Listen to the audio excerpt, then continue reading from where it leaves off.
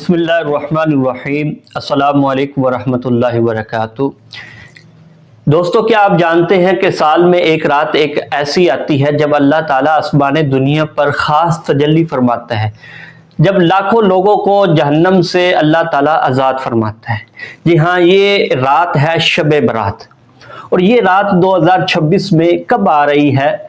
Video آخر تک ضرور دیکھیں، انشاءاللہ ہم اس ویڈیو میں بتائیں گے کہ یہ کب رات آ رہی ہے۔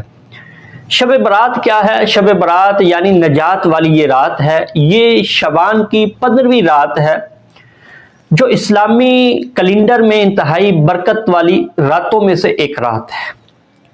اس مبارک رات میں اللہ تعالیٰ آسمان دنیا پر اپنی شان کے مطابق خاص تجلی فرماتا ہے۔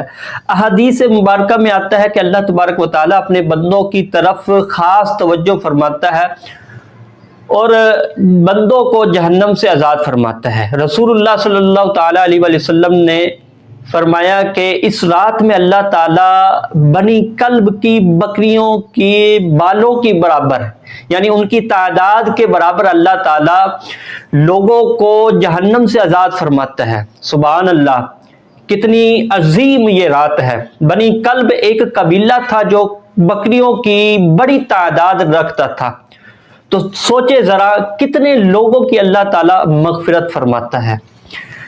اس رات اللہ تعالیٰ فرماتا ہے، کوئی ہے بخشش مانگنے والا کہ میں اسے بخش دوں، کوئی ہے رزق مانگنے والا میں اسے رزق عطا کروں، کوئی ہے مصیبت زدہ یا مصیبت میں مبتلا اسے میں عافیت عطا کروں۔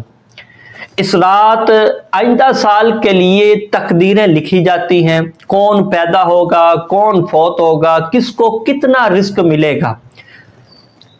تو اس رات کو عبادت میں گزاریں، اس رات کو نیک اعمال کریں، نفل نمازیں پڑھیں، قرآن پاک کی تلاوت کریں، استغفار کی کثرت کریں، والدین کی قبروں کی زیارت کریں، صدقہ و خیرات کثرت کے ساتھ کریں، اور اپنے گناہوں سے توبہ کریں۔ کسی سے دشمنی اگر رکھنے والے ہیں تو وہ دشمنی توڑیں، اور رشتہ داروں سے اگر تعلق توڑا ہوا ہے تو ان سے صلح کر لیں۔ اس رات کی برکات سے آپ محروم نہ رہیں۔ تو اب آتے ہیں اصل سوال پر کہ شب برات 2026 میں کب آ رہی ہے؟